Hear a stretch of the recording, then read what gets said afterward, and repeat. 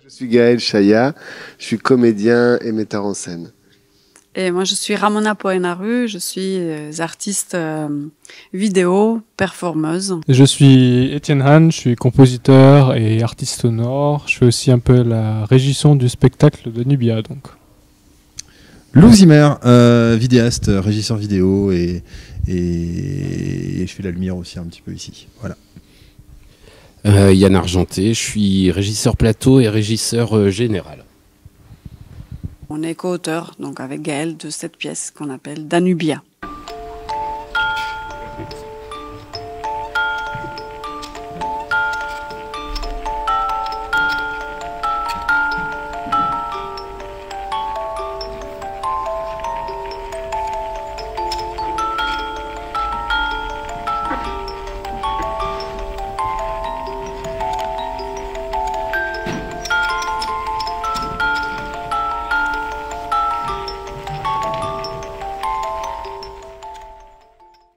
Tous nos projets se font avec le public, avec la participation du public d'une façon ou d'une autre, dans leur construction ou dans leur réalisation. Et avec Danubia, Miroir des eaux, il y a tout. D'abord, on a voulu faire un voyage sur le Danube et récolter des histoires, récolter des images, récolter des sons. Et ensuite, on a voulu que ce voyage-là, sur le plateau, soit fait grâce et avec la présence du public. Donc le voyage n'avance, n'existe, ne se fait que grâce et avec eux. Il y a plusieurs types d'invitations que nous adressons.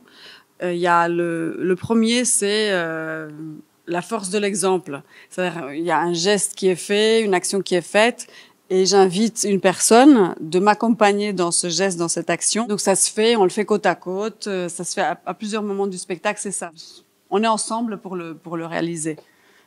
Sinon, il y en a une autre possibilité, c'est j'invite, puisque c'est une invitation à une danse.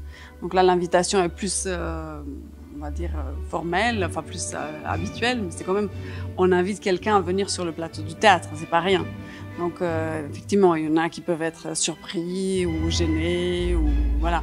Mais généralement, une fois qu'ils y sont, ils se prennent au jeu.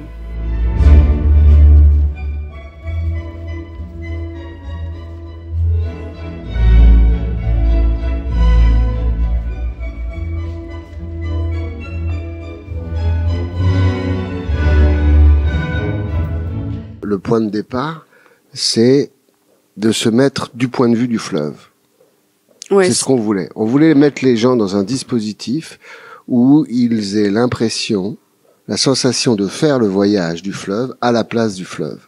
Et donc, que les sensations qu'ils aient soient comme s'ils étaient le fleuve. Donc des sensations vraiment d'images, de sons, de corporels, de mouvements. Voilà. Et donc, on a essayé de créer une scénographie qui puisse jouer avec tout ça.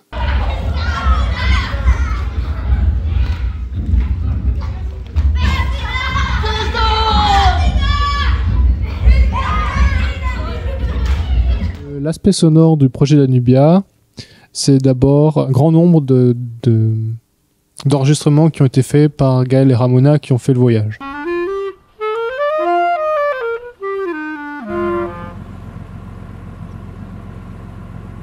Ensuite, il y a d'abord un gros travail de post-production, en fait, de reprendre ces enregistrements, d'enlever tous les sons parasites, d'essayer d'avoir une qualité relativement professionnelle aux enregistrements. Ensuite, il y a l'aspect live, comment on va les intégrer live, et comme il y a des périodes de résidence, on essaye des choses au plateau, ça marche pas, on garde pas. Ensuite, faut les mettre dans l'ordre, et puis il faut savoir comment on va les contrôler, et donc ça, moi je le fais avec mon téléphone portable qui envoie des informations à mon ordinateur qui contrôle ensuite le son.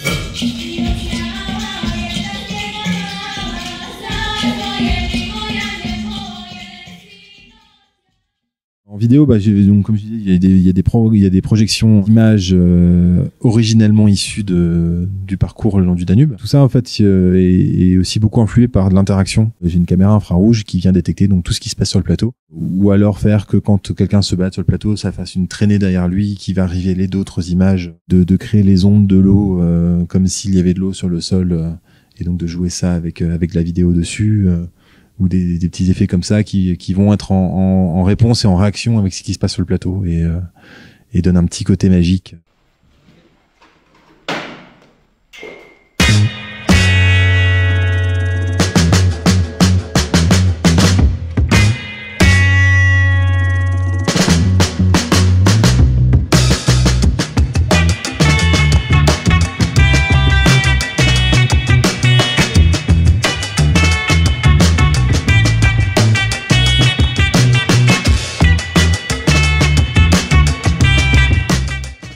L'installation du décor, ici on a une bâche pour situer, on fait surtout de la mesure pour commencer. On monte nous notre partie haute, c'est-à-dire tout le pont et tout ça qui va déterminer après le reste, qui va nous donner l'axe de l'implantation du décor. Et ensuite ici on va commencer par mettre l'élément le plus important pour nous, c'est-à-dire notre petit pédiluve.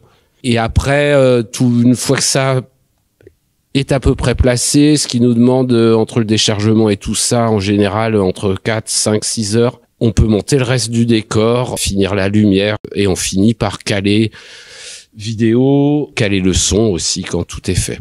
Voilà, grossièrement, comment ça se passe, cette période de montage. Oui. C'est à peu près 8 heures de travail.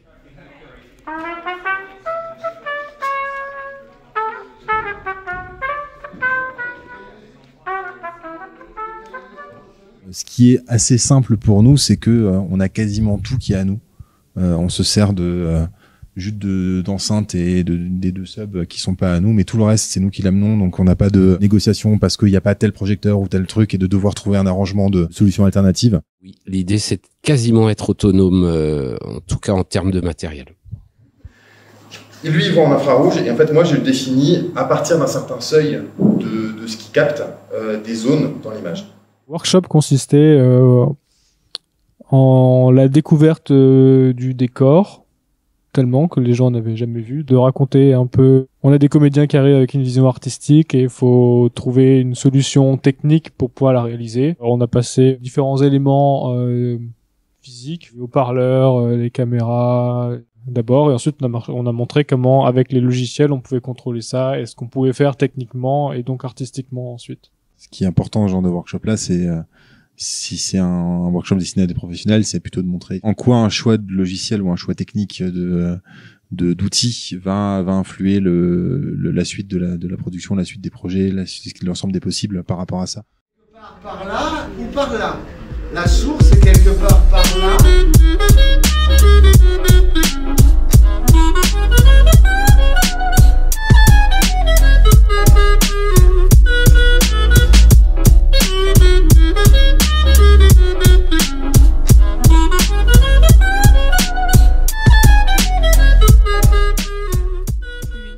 Donc demain, on a un workshop parents-enfants.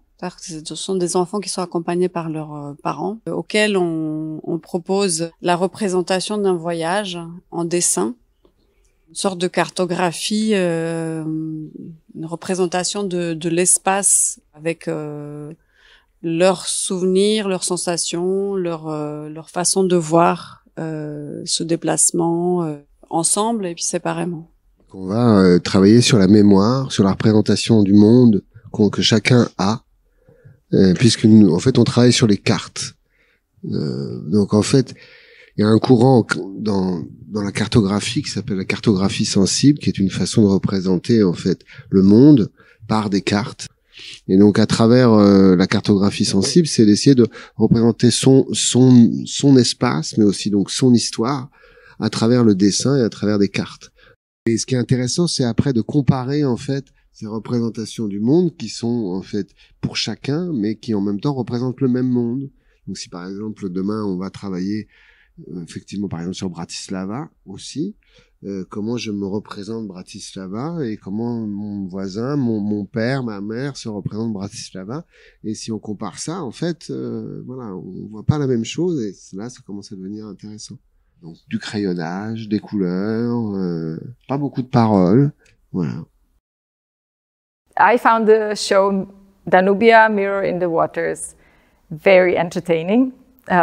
And I had a lot of fun, but I also learned new things. The show, how artists were able to involve us, the audience, the participants, was really amazing. I really enjoyed what the sound artist created and the atmosphere.